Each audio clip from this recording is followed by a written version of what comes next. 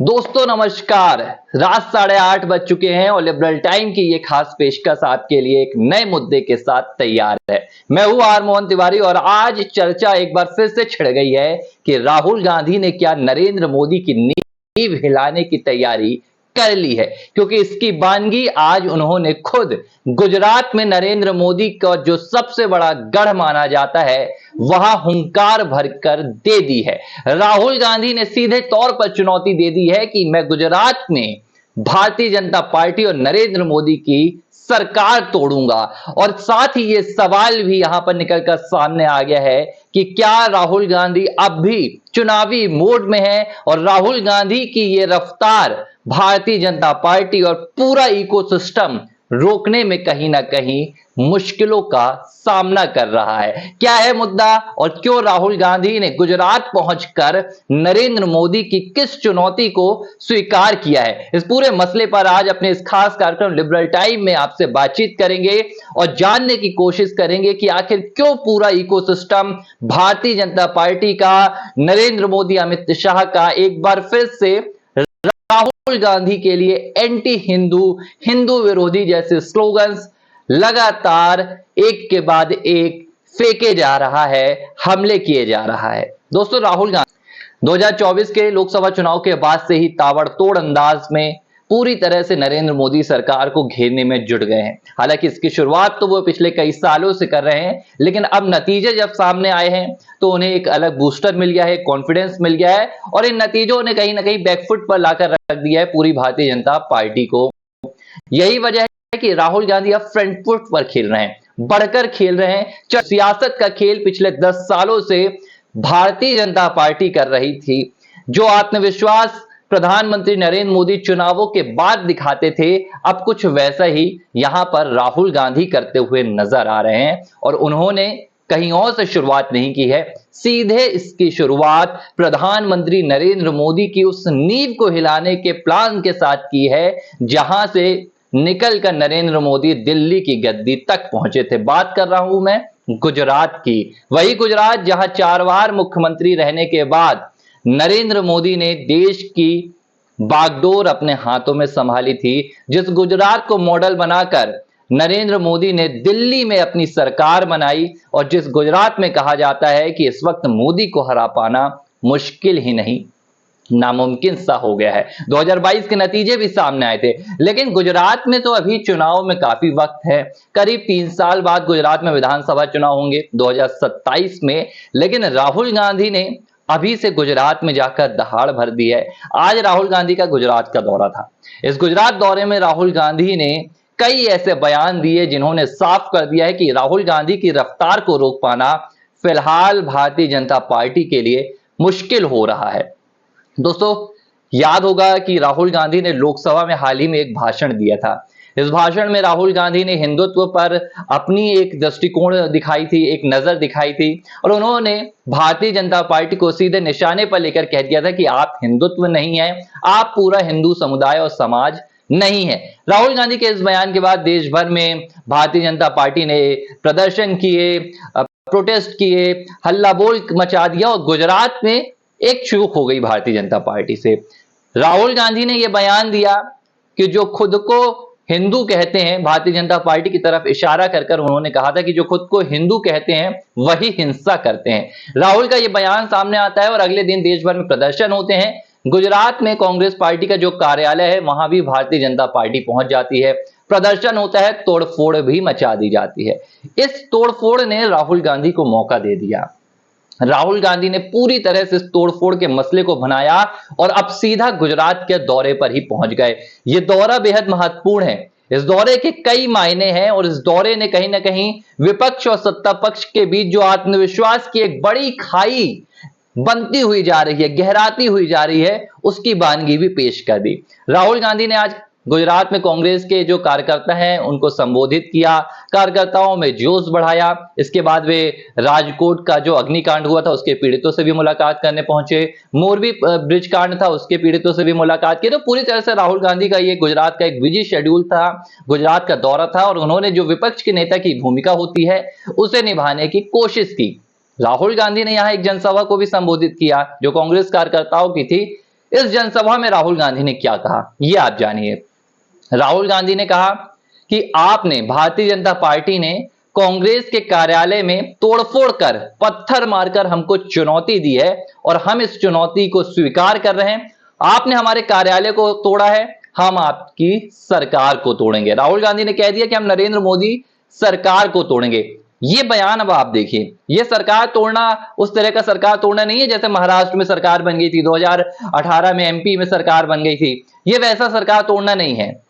राहुल गांधी ने सीधे तौर पर नरेंद्र मोदी और पूरी भारतीय जनता पार्टी को चुनौती दे दी है कि हम गुजरात में इस बार आपके ऊपर चढ़कर सियासत का जो खेल है उसकी बानगी दिखाएंगे।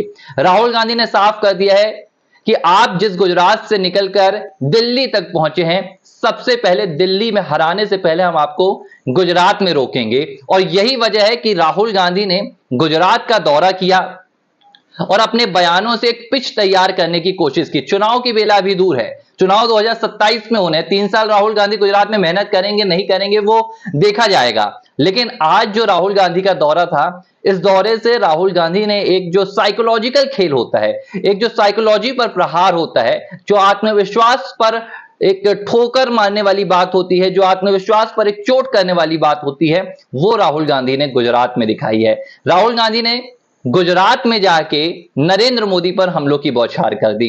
राहुल गांधी ने गुजरात में बैठकर, गुजरात की पिच पर खड़े होकर नरेंद्र मोदी के खिलाफ हिंदुत्व पर प्रहार किया। अब ये हिंदुत्व प्रहार, ये आप समझिए, राहुल गांधी मंच पर पहुंचते हैं तो भगवान शिव की प्रतिमा के साथ उनका स्वागत किया जाता है। इसके बाद राहुल गांधी के एक बड़ा बयान आता है। राहुल गांधी कहते हैं, जिस आंदोलन की शुरुआत लालकृष्ण आडवाणी ने 90 के दशक में अयोध्या से की थी, उसी मूवमेंट को, उसी आंदोलन को इंडिया अलायंस ने अयोध्या में हरा दिया है। अब राहुल गांधी का यह बयान सामने आया और पूरा भारतीय जनता पार्टी का इकोसिस्टम राहुल गांधी को एंटी हिंदू करार देने में लग गया। बयान को लिया जा रहा है, हिमंता बिश्वा का यहां पर बयान सामने आया है, असम के मुख्यमंत्री हैं। उन्होंने कहा है कि राहुल गांधी ने हिंदुत्व को हराने की बात की। क्या कुछ बयान है, मेरे पास हिमंता बिश्वा शर्मा का बयान भी है, मैं आपको पढ़कर सुनाता हूं। हिमंता बिश्वा शर्मा ने कहा कि 99 सीटों का इतना घमंड है कि आपको लगता है कि आप सनातन धर्म को हरा देंगे। बाबर और औरंगजेब जो आपसे भी ताकतवर और घमंडी थे, वे भी सनातन धर्म को नहीं हरा पाए। अब आप बयान देखिए, राहुल गांधी गुजरात में खड़े होकर भारतीय जनता पार्टी को हराने की बात करते हैं और पूरी भारतीय जनता पार्टी राहुल गांधी के इस बयान के बाद एक सेल्फ डिफेंस करने की कोशिश में जुट जाती है और राहुल गांधी को एंटी हिंदू करार देने लगती है।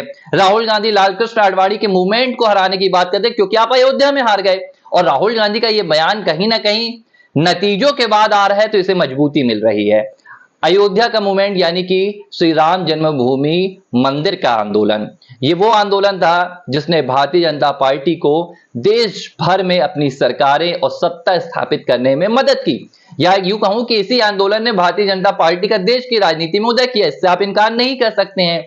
राम मंदिर के सहारे भले भारतीय जनता पार्टी कहती है कि राम हमारी आस्था का विषय है, लेकिन आपने इस चुनाव में भी दिखाया कि जितना प्रचार आपने भगवान राम और राम मंदिर के नाम पर किया है, उतना आपने किसी चुनाव में नहीं किया। लेकिन जब नतीजे आए तो आप उसी अयोध्या में हार जाते हैं। शायद यही वजह थी कि जब नरेंद्र मोदी 4 जून की रात को भारतीय जनता पार्टी के कार्यालय में विक्ट्री स्पीच देते हैं तो एक बार भी जय श्री राम का नारा नहीं लगाते हैं, बशर्ते वो जय जगन्नाथ का नारा लगाते हैं। ये आलोचना भी हुई थी, सियासत के गलियारों में चर्चा भी थी कि क्या भाई नतीजे सामने आने के बाद भारतीय जनता पार्टी और प्रधानमंत्री नरेंद्र मोदी ने श्री राम का भी साथ छोड़ दिया। खैर, वो एक अलग विषय था। अब राहुल गांधी ने कहा कि हमने, यानी कि इंडिया अलायंस ने इस आंदोलन को अयोध्या में ही हरा दिया है। राहुल के इस बयान के बाद एक बार फिर से उन्हें एंटी हिंदू करार देने की कोशिशें शुरू हो गई है, लेकिन बात बन नहीं पा रही है। सोशल मीडिया पर लगातार भारतीय जनता पार्टी की आईटी सेल मशक्कत कर रही है। राहुल गांधी के बयानों को टुकड़ों में लाकर दिखाया जा रहा है, कहा जा रहा है ये सनातन धर्म पर प्रहार है, हिंदुओं आपकी गलती यहां पर नजर आ रही है, हिंदुओं जागो। भारतीय जनता पार्टी के प्रवक्ता है शहजाद पूनेवाला, जो खुद मुस्लिम है, और वो अपनी पोस्ट में दे रहे हैं, बयान दे रहे हैं कि भैया हिंदुओं जागो। अब हिंदू क्यों नहीं जाग रहा है? आप पिछले 10 साल से हिंदुओं को जगा रहे हैं। 2024 के नतीजे आए तो 99 सीट पर आप विपक्ष में चली गई, कांग्रेस के पास चली गई। अब आपका मानना है कि भैया 99 सीट जो कांग्रेस के पास चली गई, वहां का हिंदू तो सो गया है, अब उन्हें फिर से जगाना होगा। आखिर ऐसा क्या हो गया कि कांग्रेस पार्टी के पक्ष में हिंदू वोट करने लगे? वही हिंदू जो 2014 में, 2019 में आपके पक्ष में एकदम वोट करते थे, हिंदुत्व की लहर थी। तो इसको पूरा एक बार फिर से नैरेटिव जो बनाया जा रहा है वो हिंदू और एंटी हिंदू के बीच बनाया जा रहा है। राहुल गांधी को पूरी तरह से एंटी हिंदू करार देने के लिए भारतीय जनता पार्टी का आईटी सेल का इकोसिस्टम तैनात कर दिया गया है। बात लेकिन बन नहीं पा रही है। इसकी वजह है नंबर्स, आंकड़े। जो बयान राहुल गांधी 2014 और 2019 में देते थे, जिन बयानों को लेकर खुद पूरी की पूरी कांग्रेस पार्टी घिर जाती थी, विपक्ष निशाने पर आ जाता था, उन बयानों में अब अंतर बहुत ज्यादा नहीं आया है। आपको याद दिला दूं, जो लोकसभा में राहुल गांधी ने बयान दिया था भगवान शिव का अभय मुद्रा का, इससे पहले भी राहुल गांधी ने भारत जोड़ो यात्रा के दौरान वो बयान दिए थे, लेकिन तब राहुल गांधी के बयान पूरी तरह से विपक्ष के खिलाफ चले गए थे। जो इकोसिस्टम तैयार किया गया उनके खिलाफ एंटी हिंदू, वो कहीं ना कहीं पनपता हुआ नजर आता था। सोशल मीडिया से लेकर गलियों पर लोगों का एक गुस्सा नजर आता था। लेकिन अब राहुल गांधी के साथ आंकड़े हैं, राहुल गांधी के साथ नतीजे हैं।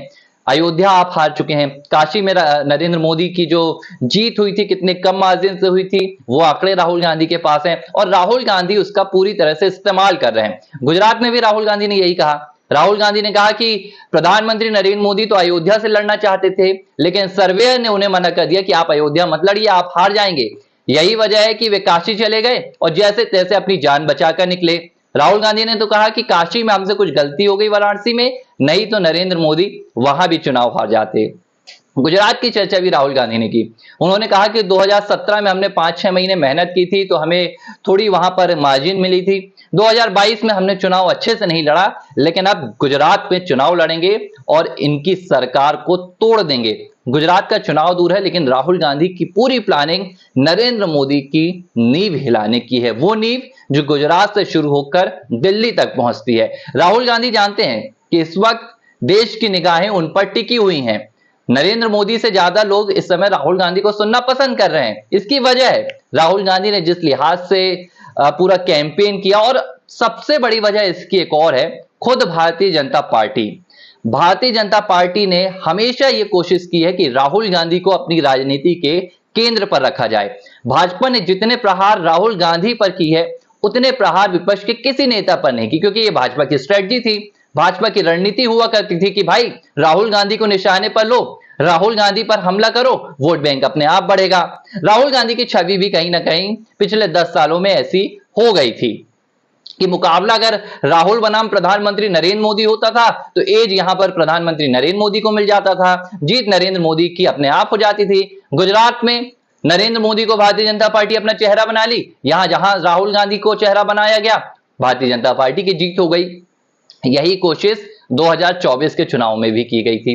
राजनीतिक विश्लेषकों ने भी मना किया कि राहुल गांधी को चेहरा नहीं बनना चाहिए, अघोषित चेहरा थे राहुल गांधी, लेकिन चुनाव का जो पूरा अभियान था उसका नेतृत्व तो वही कर रहे थे। लेकिन बाजी 2024 के चुनाव में पलट गई, जिसका खामियाजा अब भारतीय जनता पार्टी को भुगतना पड़ रहा है। अब हो क्या रहा है, राहुल गांधी को यह बताने की कोशिश की जा रही है कि वो 3 बार के फेलियर हैं। लोकसभा में पीएम मोदी का बयान आया और अब पूरा भारतीय जनता पार्टी का इकोसिस्टम यह बताने की कोशिश कर रहा है।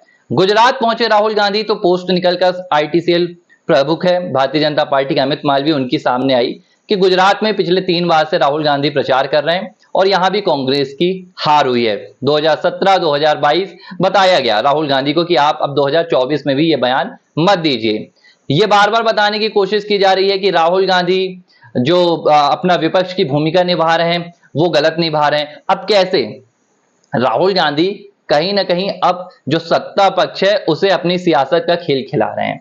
वो सत्ता पक्ष जो कभी राहुल गांधी को खेल खिलाता था, वो सत्ता पक्ष और भारतीय जनता पार्टी जो राहुल गांधी के खिलाफ हमले करती थी और पूरी कांग्रेस पार्टी और विपक्ष उन्हें डिफेंस करने में लग जाता था, बचाव करने में लग जाता था। लेकिन अब कहानी पूरी तरह से उलट गई है भाई।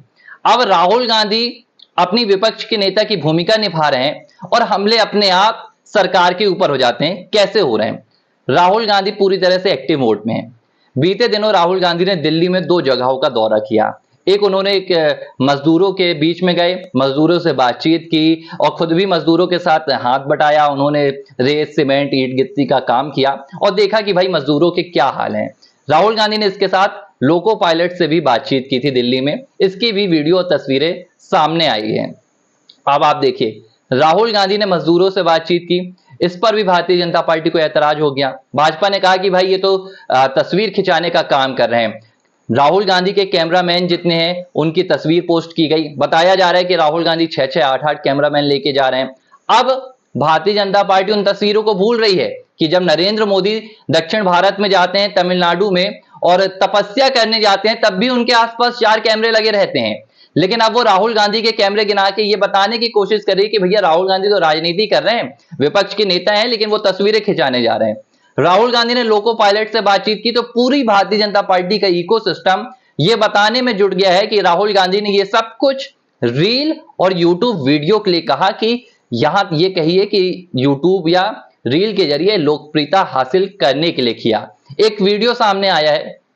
इस वीडियो में जो लोको पायलट्स हैं, ये बताया जा रहा है कि भाई ये जो लोको पायलट्स हैं ये राहुल गांधी ने नकली लेकर आए थे। ये लोको पायलट्स हैं ही नहीं, ये एक्टर्स हैं। बताया जा रहा है कि राहुल गांधी की लोको पायलट से बातचीत के पहले पूरी रिहर्सल हुई थी। उन्हें सवाल बताए गए थे कि आपको कौन से सवाल लेने हैं, कौन से नहीं पूछने हैं। तो पूरी तरह से भारतीय जनता पार्टी राहुल गांधी के इस वक्त इर्द गिर्द घूम रही है। राहुल गांधी भाजपा को निशाने पर लें या ना लें, लेकिन भारतीय जनता पार्टी पूरी तरह से उन्हें घेरने में जुटी हुई है, क्योंकि राहुल गांधी जहां जा रहे हैं कहीं ना कहीं वो अपनी लोकप्रियता में इजाफा भी कर रहे हैं। गुजरात में आज राहुल गांधी पहुंचते हैं तो अलग से एक उनके लिए भीड़ नजर आई। राहुल गांधी ने पीड़ितों से बातचीत की और कहीं ना कहीं राहुल गांधी का गुजरात में जाना इस बात के संकेत भी दे देना है कि राहुल गांधी ने अब चुनौती स्वीकार तो कर ली है। प्रधानमंत्री नरेंद्र मोदी का सबसे मजबूत गढ़ है गुजरात। ये वो गुजरात है जहां दशकों हो गए हैं, लेकिन अभी कांग्रेस पार्टी वापसी नहीं कर पाई है। यही वजह है कि पूरी तरह से राहुल गांधी साइकोलॉजिकल गेम यहां पर खेल रहे हैं और भारतीय जनता पार्टी को बताना चाह रहे हैं कि आप भले मुझे थर्ड टाइम फेलियर बताइए, आप भले कहिए कि विपक्ष की लगातार तीसरी बार हार हुई है, लेकिन मुझे फर्क नहीं पड़ता है। गुजरात में भी राहुल गांधी ने वही कहा। उन्होंने भगवान शिव की प्रतिमा के साथ कहा कि डरो मत, डराओ मत, अभय मुद्रा ही कांग्रेस पार्टी का प्रतीक चिन्ह है।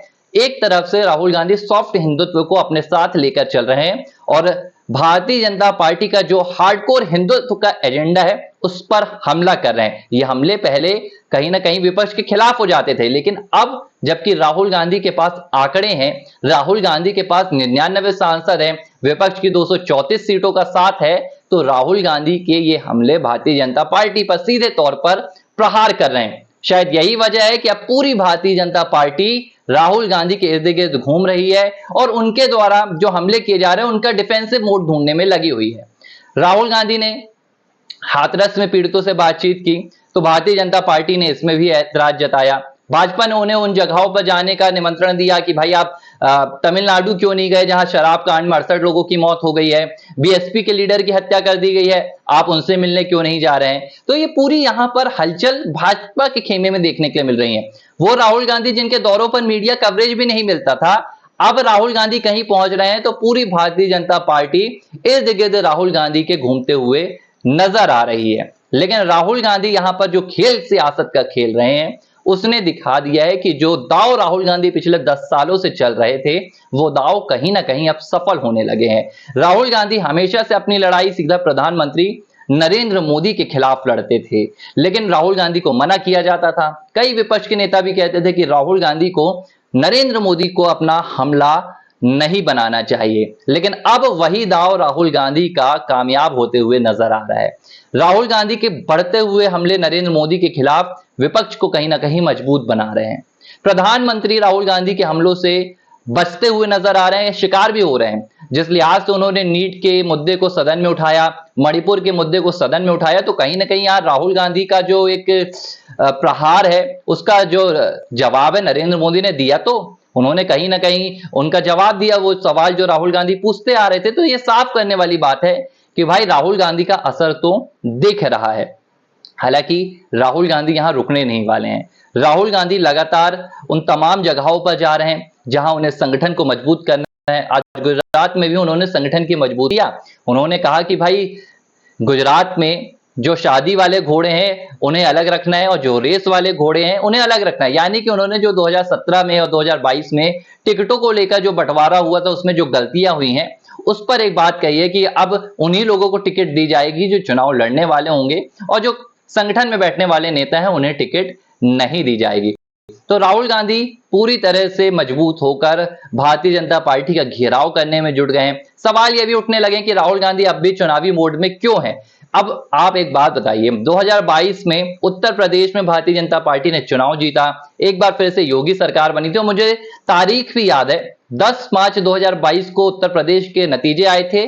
11 मार्च को प्रधानमंत्री नरेंद्र मोदी सीधे पहुंच गए थे गुजरात, अहमदाबाद में उन्होंने रोड शो कर दिया था। तो तब कई सुर्खियां बनी, बोला गया कि भाई नरेंद्र मोदी तो लगातार 365 दिन काम करते हैं, हर रोज चुनावी मोड में रहते हैं। अब वही राहुल गांधी कर रहे हैं जो दांव खेल प्रधानमंत्री नरेंद्र मोदी विपक्ष को फंसाते थे, अब उन्हीं दावों पर चलकर राहुल गांधी सत्ता पक्ष और भारतीय जनता पार्टी को सिरदर्द दे रहे हैं। चुनाव खत्म हो गए हैं लेकिन राहुल गांधी की चुनावी यात्राएं रुकने का नाम नहीं ले रही हैं। उत्तर प्रदेश, फिर गुजरात और अब राहुल गांधी कहां जाएंगे, ये भारतीय जनता पार्टी के लिए सिरदर्द बना हुआ है। तो ये पूरा इकोसिस्टम भारतीय जनता पार्टी का राहुल गांधी को रोकने की कोशिश में लगा हुआ है और राहुल गांधी की कोशिश है नरेंद्र मोदी की नींव गुजरात एक बार इसे हिला दिया जाए तो फिर दिल्ली का रास्ता उनके लिए दूर नहीं होगा। हालांकि राहुल गांधी की यह कोशिश कितनी कारगर साबित होगी, राहुल गांधी की यह रफ्तार बरकरार रहेगी या भाजपा इस रफ्तार पर ब्रेक लगा देगी, यह देखने वाली बात होगी। लेकिन सियासत, चुनाव खत्म हो गए हैं लेकिन अपने शबाब पर बनी हुई है। फिलहाल लिबरल टाइम में इतना ही। एक नए मुद्दे के साथ आपसे फिर मुलाकात होगी।